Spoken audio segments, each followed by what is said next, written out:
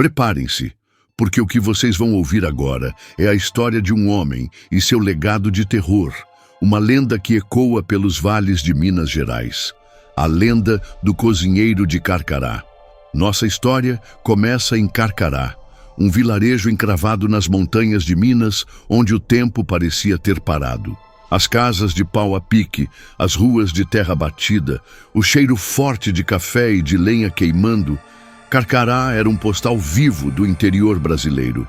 Mas, por trás da aparente calmaria, algo sinistro fermentava, como um caldo espesso e amargo.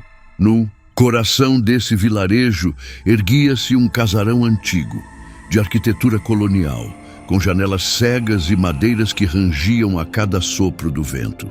Era a antiga Casa dos Bandeirantes, mas os moradores de Carcará a chamavam em sussurros de a Casa do Cozinheiro.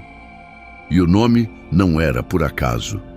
Ali vivia um homem, Elias Mãos de Ouro. Elias era, sem dúvida, o cozinheiro mais famoso e, para muitos, o melhor que Minas Gerais já vira. Seus pratos eram obras de arte culinárias, lendas por si só. Um simples tutu de feijão, em suas mãos, virava um néctar dos deuses. Seus caldos de carne, encorpados e aromáticos, faziam qualquer um salivar. A carne de sol, macia e desfiada, derretia na boca. Mas o carro-chefe de Elias, o que atraía viajantes de longínquas cidades como Ouro Preto e Diamantina, era o seu famoso feijão tropeiro de Carcará. Ninguém conseguia replicar seu sabor, a complexidade de temperos, a textura perfeita da farinha. Era um segredo guardado a 7 chaves, e Elias era ciumento de seu talento. Elias era um homem corpulento, de ombros largos e mãos fortes, calejadas pelo trabalho. Sua pele era morena, curtida pelo sol das montanhas, e seus olhos... seus olhos. Eram pequenos e incrivelmente escuros, quase insondáveis, com um brilho que, em momentos de distração, parecia mais faminto do que humano.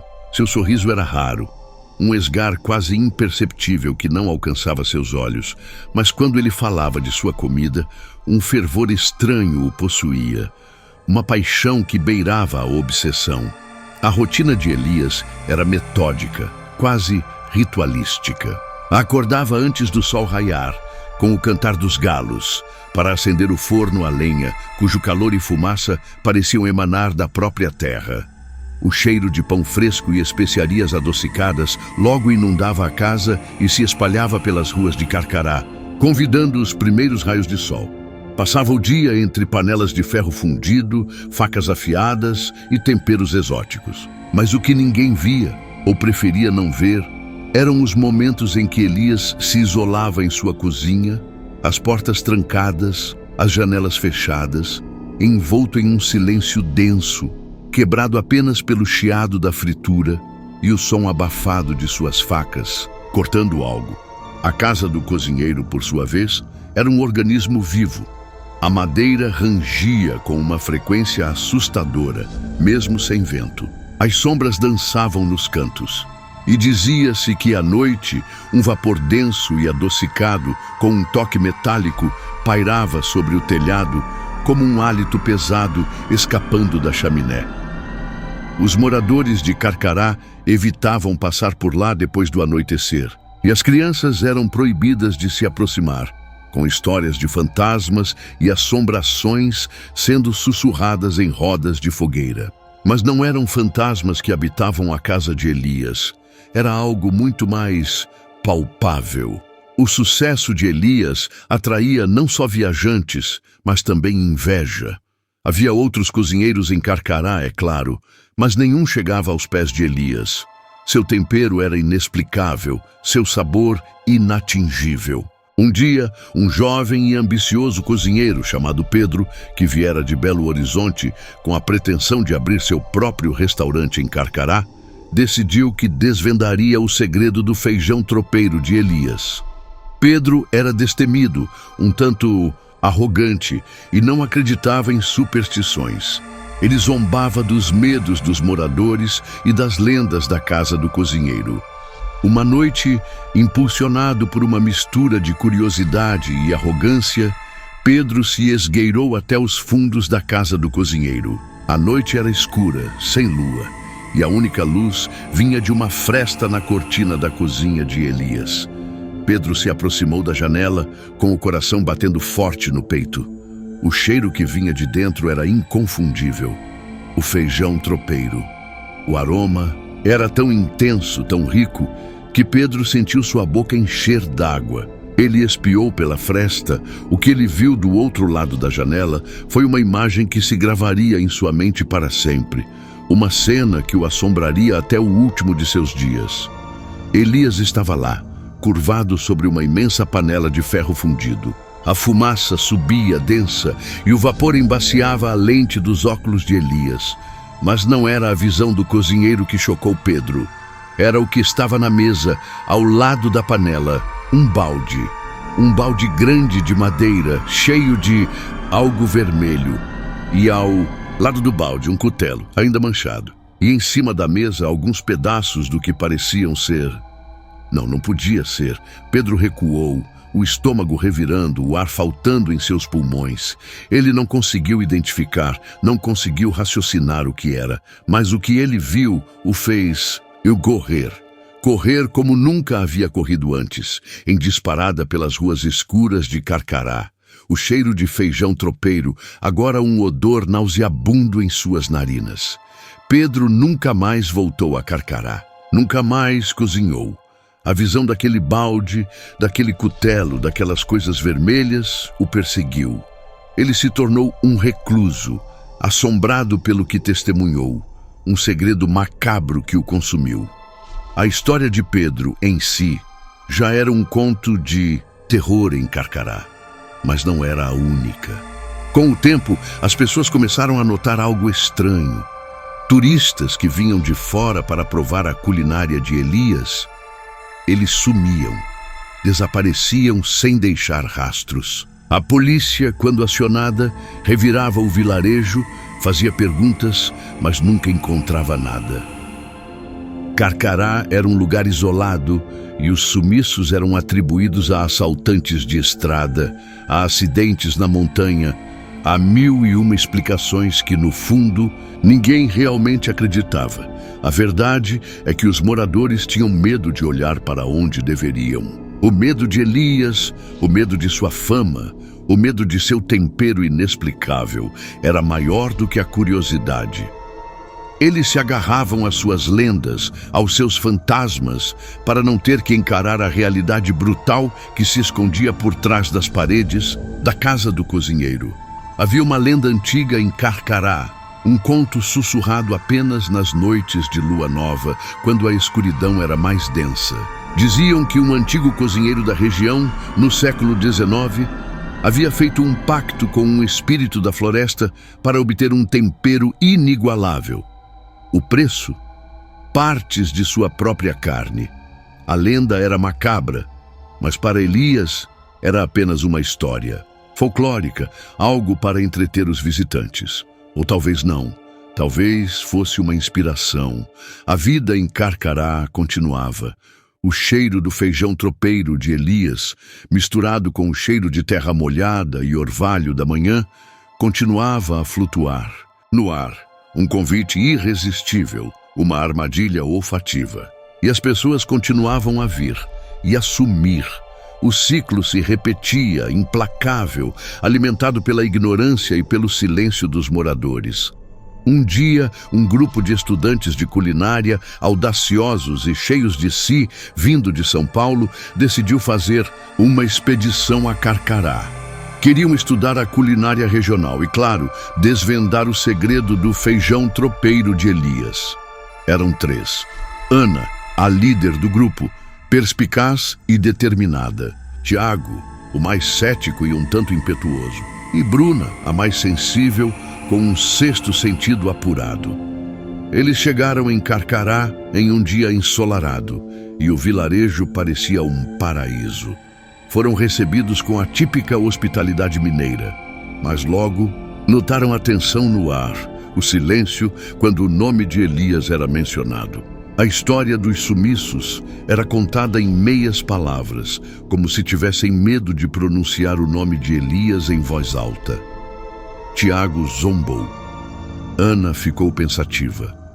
Bruna sentiu um arrepio na espinha. Eles alugaram uma pequena casa no centro de Carcará, a poucos quarteirões da casa do cozinheiro. A cada manhã, o cheiro do feijão tropeiro era mais forte, mais convidativo. Mas para Bruna, ele tinha um tom diferente, quase metálico, que a incomodava profundamente. No primeiro dia, eles decidiram provar o famoso feijão tropeiro. Foram até a casa do cozinheiro. A fachada era imponente, as paredes de pedra, as janelas escuras. Elias os recebeu com um sorriso raro, quase imperceptível. Seus olhos, no entanto, brilhavam com uma intensidade que assustou Bruna. Ele os convidou para a sala de jantar, um ambiente rústico, com uma longa mesa de madeira escura. O ar era pesado, com um cheiro que Bruna não conseguiu identificar. O feijão tropeiro foi servido. Tiago devorou o prato com entusiasmo, elogiando cada garfada. Ana, mais cautelosa, saboreou cada bocado, tentando desvendar os temperos, as técnicas. Bruna, no entanto, mal tocou na comida. O cheiro para ela era estranho, um cheiro doce e ao mesmo tempo pungente que trazia à sua mente uma imagem perturbadora que ela não conseguia decifrar. Ela sentia um mal-estar crescente, uma sensação de que algo estava profundamente errado. Naquela noite, Bruna não conseguiu dormir. A imagem dos olhos de Elias a assombrava. Ela se levantou, foi até a janela e olhou para a casa do cozinheiro.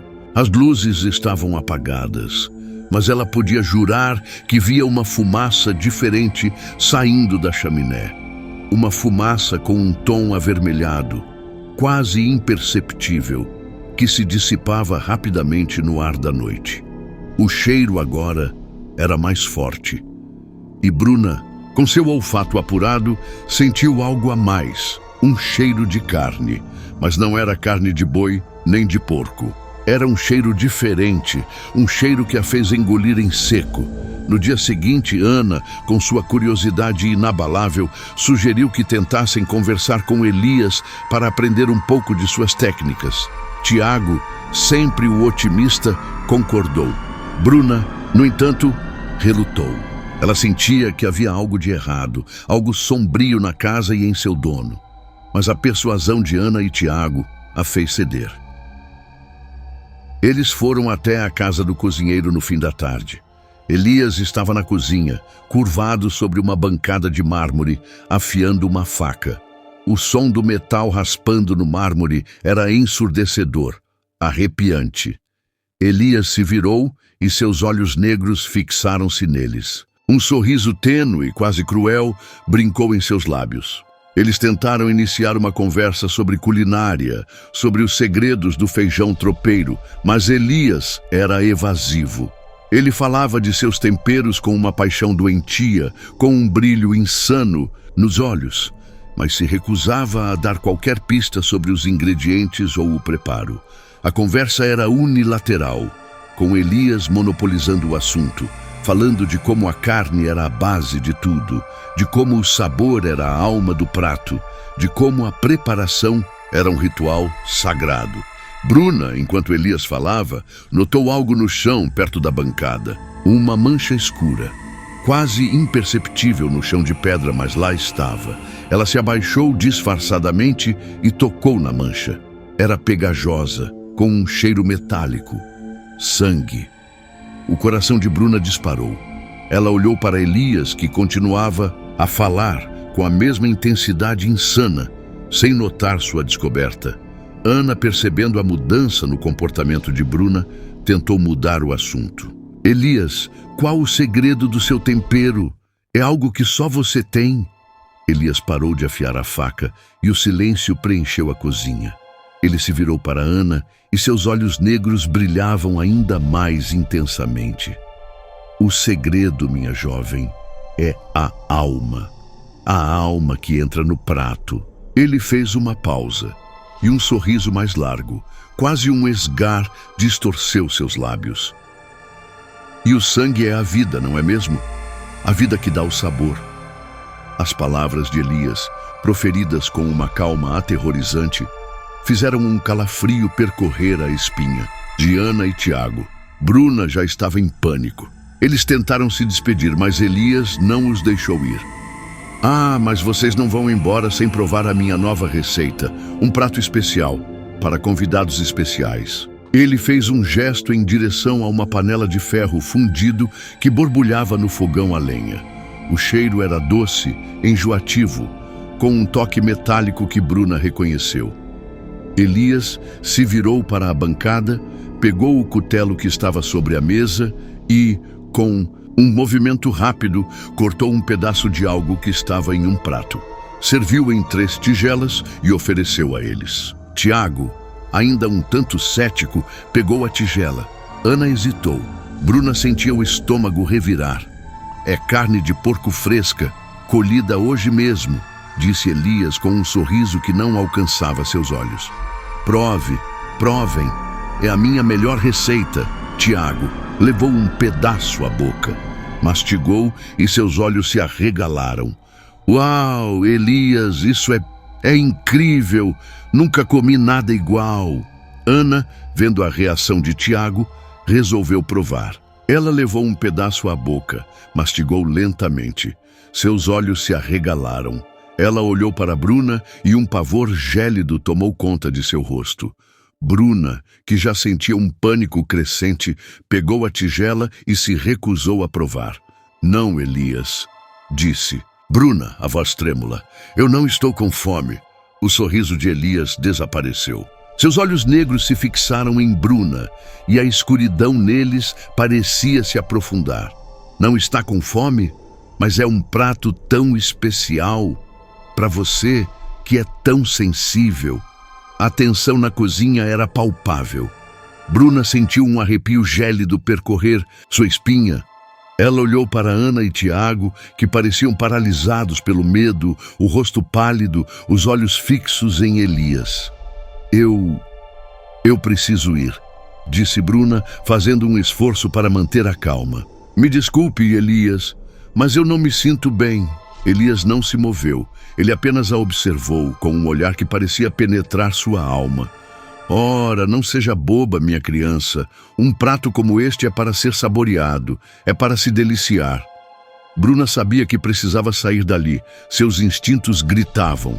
Eu realmente preciso ir, ela repetiu, dando um passo para trás. Eu prometo que volto depois para provar, mas agora eu não posso. Elias soltou uma risada baixa, rouca, que não tinha nada de divertido. Muito bem, vá, mas saiba que a porta estará sempre aberta para você e para qualquer um que deseje provar o verdadeiro sabor da vida. Bruna, sem esperar por mais nada, correu para fora da cozinha, ignorando os olhares de Ana e Tiago, que ainda pareciam em choque. Ela correu pela porta da frente, pelas ruas de Carcará, até a pequena casa que alugavam. Ela trancou a porta e o pânico a dominou. Ela ligou para a polícia. Contou tudo o que vira, o cheiro, as manchas de sangue, as palavras de Elias. Mas a polícia, acostumada com as lendas e os boatos de Carcará, não a levou a sério. Disseram que era a imaginação dela, o cansaço da viagem. Desesperada, Bruna tentou ligar para Ana e Tiago, mas os telefones não atendiam. Ela esperou. Horas se passaram, a noite caiu. O silêncio na casa era ensurdecedor. Ela sentiu um calafrio na espinha. Sabia que algo terrível havia acontecido. Bruna decidiu que precisava voltar, precisava ter certeza. Mesmo com o medo paralisante, ela sabia que não conseguiria viver com a dúvida. Ela pegou uma lanterna e saiu para a noite escura de Carcará. O ar estava pesado, com o cheiro adocicado e metálico que ela já conhecia. A casa do cozinheiro estava em silêncio. As luzes estavam apagadas, mas da chaminé a fumaça avermelhada ainda subia, quase imperceptível. Bruna se aproximou da janela da cozinha. A fresta ainda estava lá. Ela espiou. O que ela viu dessa vez foi ainda mais horripilante do que o que Pedro vira anos antes. Elias estava lá, curvado sobre a bancada de mármore, cortando algo com o igútilo. E ao lado dele não havia um balde de madeira, havia dois.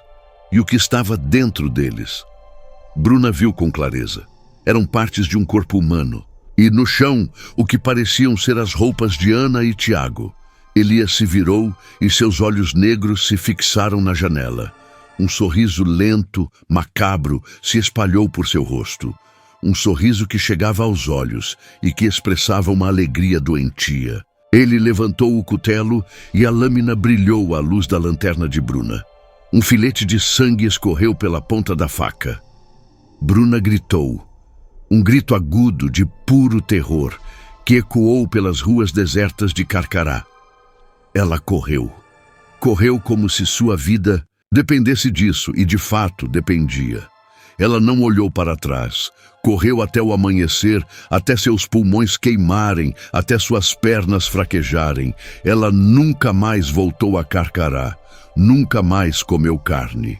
E o cheiro de feijão tropeiro para ela seria para sempre o cheiro da morte. A história de Elias, o cozinheiro de Carcará, é uma lenda que se espalhou pelo interior de Minas, sussurrada em noites escuras, um lembrete sombrio de que o maior terror muitas vezes não vem do sobrenatural, mas da própria natureza humana. Aí sentiu o arrepio. Essa é apenas uma das muitas histórias que se escondem nas sombras do nosso mundo. Se você gostou de mergulhar nos rastros do medo de Carcará, deixe seu like e se inscreva no canal para não perder nenhuma das nossas próximas jornadas ao desconhecido. E, se a adrenalina ainda não te abandonou, saiba que temos muito mais te esperando. Tem um vídeo novo aparecendo na tela agora mesmo, prontinho para te levar para outro pesadelo. Clica lá e continue sentindo a verdadeira essência do terror. Até a próxima!